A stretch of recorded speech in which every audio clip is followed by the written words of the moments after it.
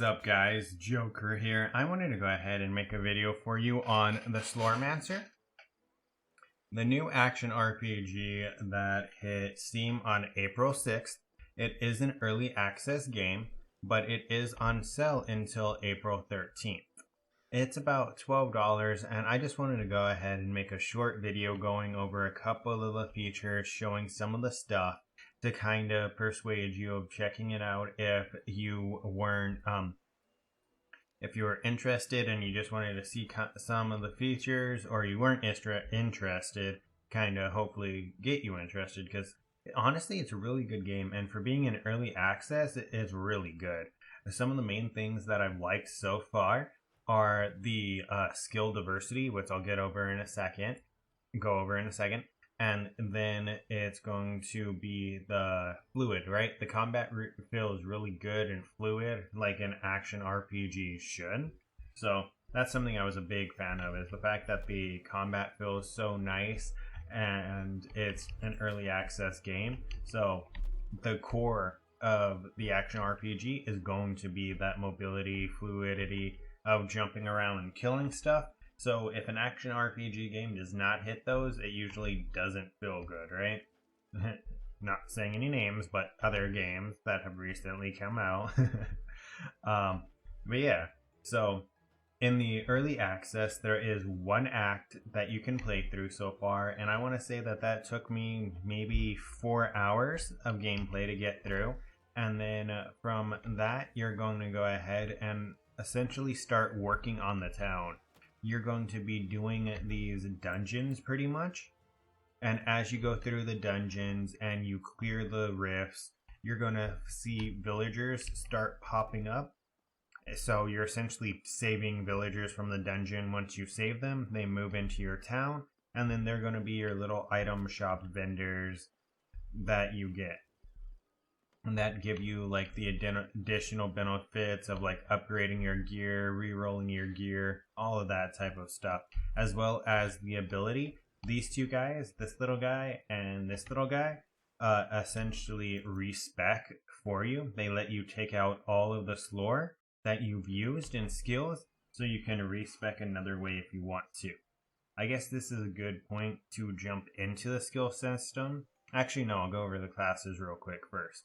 So, the classes, there's going to be 3. When you start the game, there is going to be a choice. You have to choose one of the 3, an archer, a mage, or a knight. Now, this choice isn't going to last very long, because I believe it's something like the 2nd or 3rd mission where you're going to actually unlock the other classes. So, it's fairly early on. If you don't like your initial choice, I think it's like right here and right here or something. So if you don't like your initial choice, it's perfectly fine to just play one of the other classes. With the classes, there is 3 subclasses in each class. So you get to choose the knight, the archer, or the mage, but then from that, once you hit level 10 on the character, you're going to be able to choose the specialization, and that's going to be what really dictates the play style, right?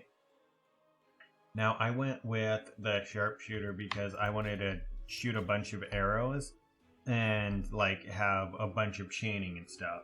So let me get into the skill system real quick.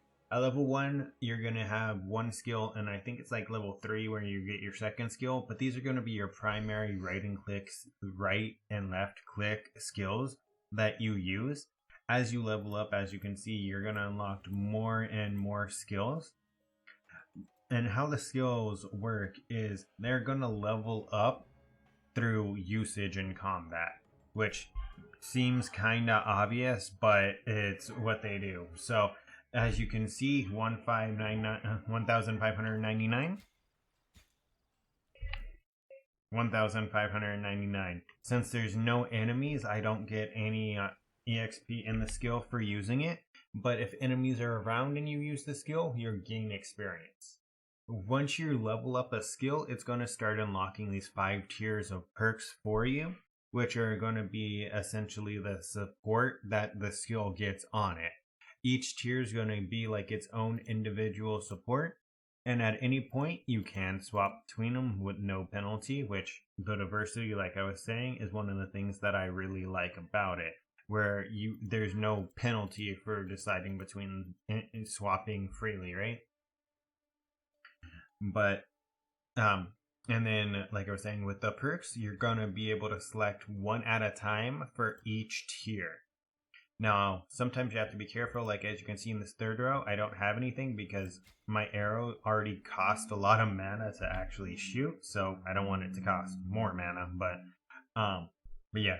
And then as you level up the skill, it just progresses down the tree naturally. You can add an additional support at each level, and then it will be something that gets essentially maxed out here at level 10.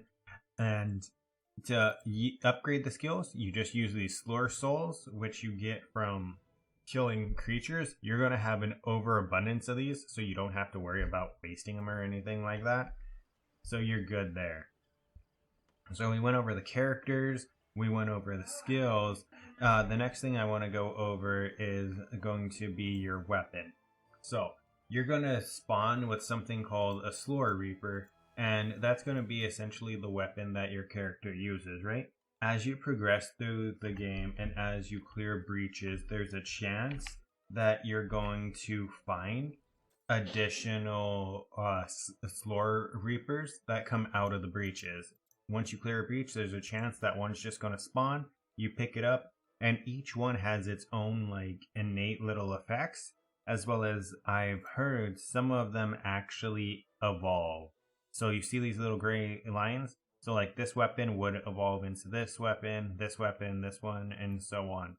So that's something pretty cool. The fact that there's weapons that have their own innate effects, but on top of that, there's weapons that you can work for more of that in-game grind to go ahead and try to make it that stronger that way by getting it to evolve. And that's a really cool weapon system because, I mean, look at this. There's 15 pages of bows, 15 pages of wands, and 50. So there's 45 pages of weapons. And so that means what? 1, 2, 3, 4. 1, 2, 3, 4, 5, 6. So what? 24 times 15 times 3? I can't do that math in my head, but that's easily a couple of hundred weapons. So you're good there. And the diversity, like I was saying, is one of the things I really like about the game. How it doesn't penalize you for really trying to diversitize.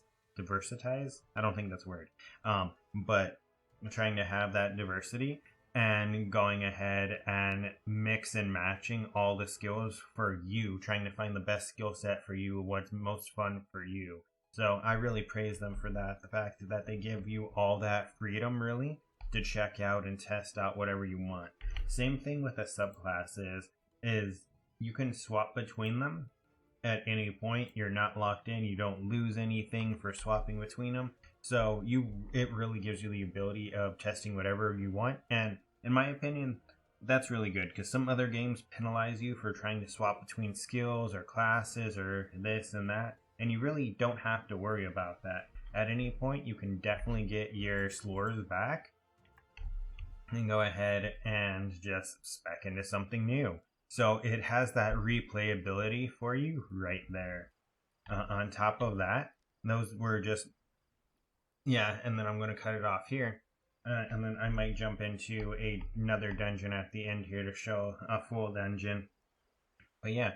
That's pretty much what I wanted to cover. Some of the things. I hope I influenced you to buy the game if you do like it. Until next time, take care.